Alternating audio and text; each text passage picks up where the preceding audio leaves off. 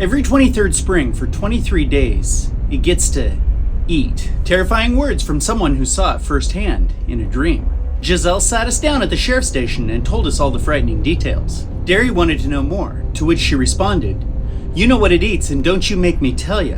She didn't like having that in her head or knowing the things that she did. But do we know everything about the creeper's feeding process? We know more than Giselle told us, and today it's time to tell the world.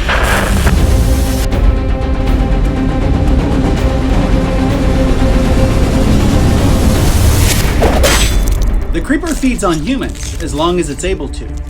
It's only able to eat 23 days every 23 years. While it's feeding, there are supernatural forces at play, and an enigma is satisfied. But what kind of satisfaction is it that the creeper enjoys? Does it like feeding? How does it use the fuel that it consumes? And how do the victim's parts become a part of it? Can the creeper feed anytime it wants? And how exactly does it eat a head whole? We know that you're starved for information, but that's okay, because here at Beating You, we've whipped up a little something.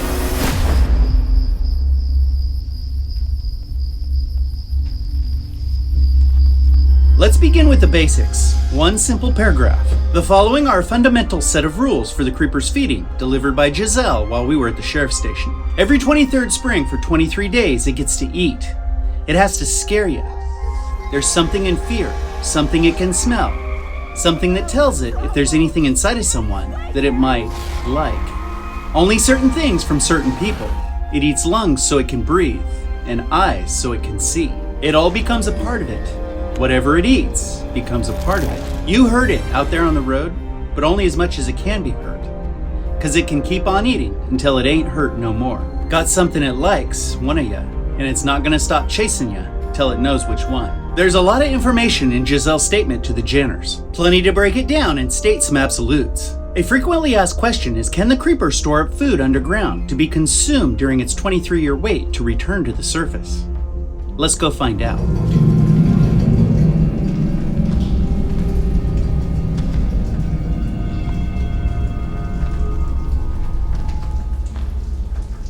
Every 23rd spring for 23 days, it gets to eat. We are all familiar with this statement, and it's not new information, but it does mean there are clear limitations. It cannot eat for 23 years while it awaits its next feeding cycle. But this reveals a couple of very interesting things about the creeper. It doesn't need to regenerate often to maintain its existence. Feeding for 23 days seems to be sufficient to carry the creeper through the 23 years that follow. It must also have a supernatural means for survival without nutrition or replacement parts, because it's been around for thousands of years and nothing's been able to kill it. Okay, so does it enjoy eating?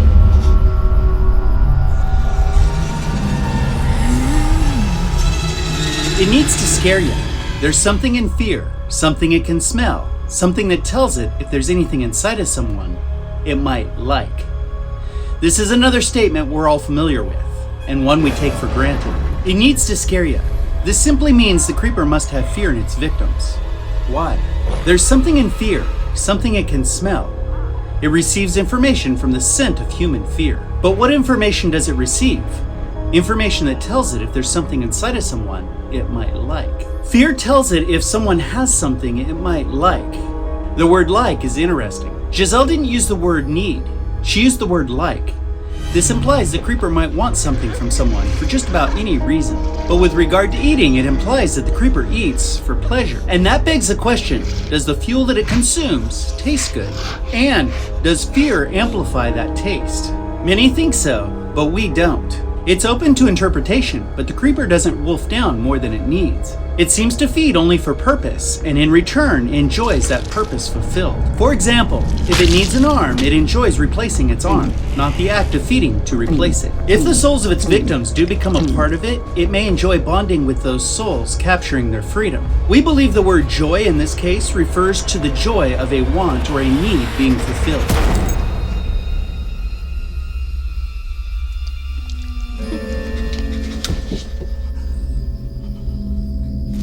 Only certain things from certain people. The creeper doesn't randomly kill or live in abundance. It must hunt for certain people. Why? There must be limitations that define who can become a victim of the creeper. Those limitations may be size limitations, or fitment of part, or perhaps it may be a chemical limitation such as a blood type match. Whatever the case is, there are only certain people who will fulfill the creeper's need to regenerate. And from those certain people, it can only use certain things. This seems to indicate it may be a size limitation as well as a chemical limitation. But the information to take away is that the creeper must be very specific when it hunts to regenerate. That being said, it may want someone to become a part of it spiritually for any reason. No one is really safe.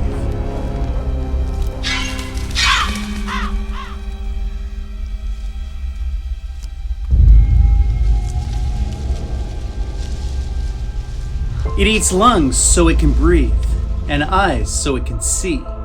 It must eat specifically to rebuild the parts of its body that need to be replaced. There's a question that always arises: how does it rebuild its wings?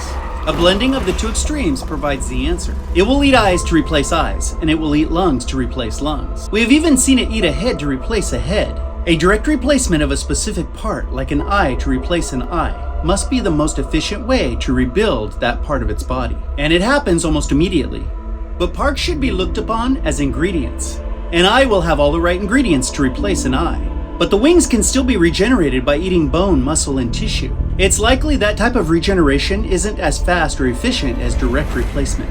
You will notice the creeper's wings are aged and have holes in them, and we can be quite certain it doesn't eat animals to regenerate its wings.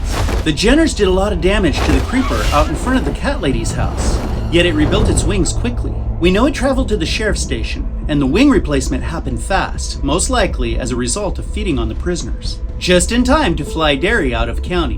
You let it go!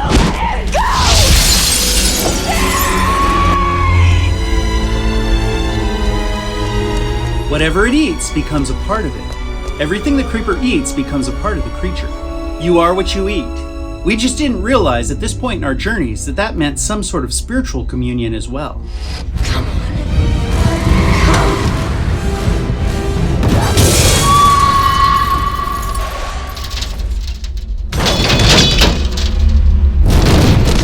You heard it out there on the road, but only as much as it could be hurt, because it can keep on eating until it ain't hurt no more. There's so much information in this statement that it could be used to create 3 episodes, but we'll label some of this and expand on the rest of it later. In short, what Giselle's saying is that it can't be killed. Think about it. If they hurt it as much as it could be hurt, then by traditional methods of battling the creeper, it couldn't be hurt any worse than the Jenners hurt it.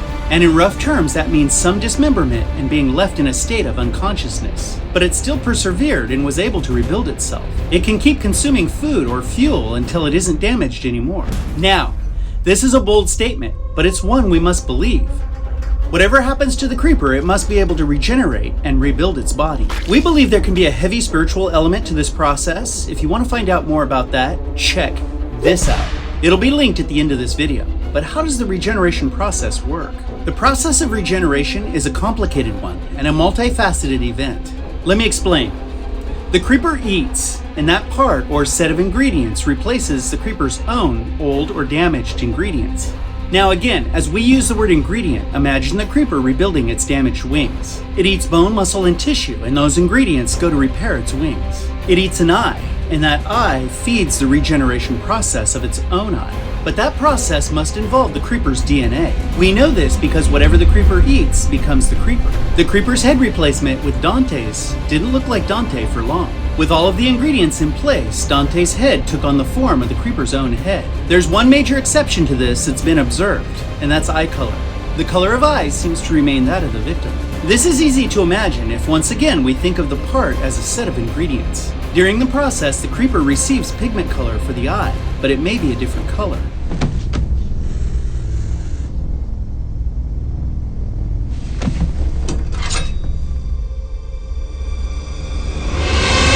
At this time, let me throw out a couple of thoughts for your consideration. A number of you have suggested the idea of the creeper being a shapeshifter. Whereas we don't believe it's a shape-shifting creature, the process of its regeneration may be similar in mechanics. Another fact worth mentioning is random part replacement. There are no limitations on how frequently it can replace its parts. It can replace any part at any time. Everybody talks about its parts deteriorating, and we believe they do. But considering the 23-year layovers, its parts may not deteriorate as fast as we think. That means the creeper may replace its parts like we try on clothes. Deterioration does not need to be a factor. It's only a factor when a part of the creeper is deteriorated past the point of being useful.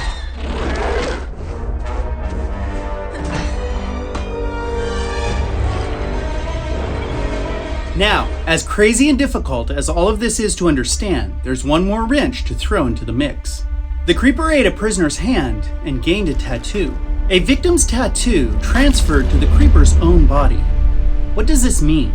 The victim's hand took the form of the creeper's hand, but it still had the human's tattoo in place. Explain that.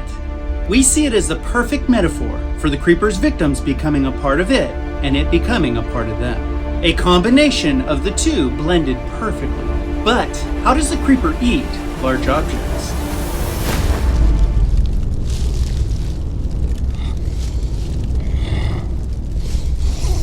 We haven't been shown, but we do believe it takes large objects in, almost whole. Why? Because of the speed that Dante's head was consumed. The fact that it was whole, moving up inside the creeper, doesn't sway our decision one way or the other. The creeper could reconstruct the head internally and move it up into place. But the speed with which the creeper consumed Dante's head suggests that it was consumed whole. It didn't have time to take parts of it in small portions. Now, about the only way the creeper could accomplish this would be to dislocate its jaw, much like a snake. We believe it also used this technique on the prisoner's arm and leg, as it had long strands of saliva hanging from its mouth and its hand. This is usually a product of the unusual placement of the mouth or jaw. But there's another way the creeper may take in larger pieces of fuel. We've stated our position before, believing that the creeper isn't a living creature. If this is true, it's possible it could insert larger pieces of fuel directly in through its side. If it is supporting a non-living body, what would prevent it from shoving Dante's head directly into its stomach through its side? It has unusual control of its body, and closing up the hole in its side would be nothing compared to the rest of the process. Now, as we always do, we're turning this over to you. This is more than enough information to get your creativity going.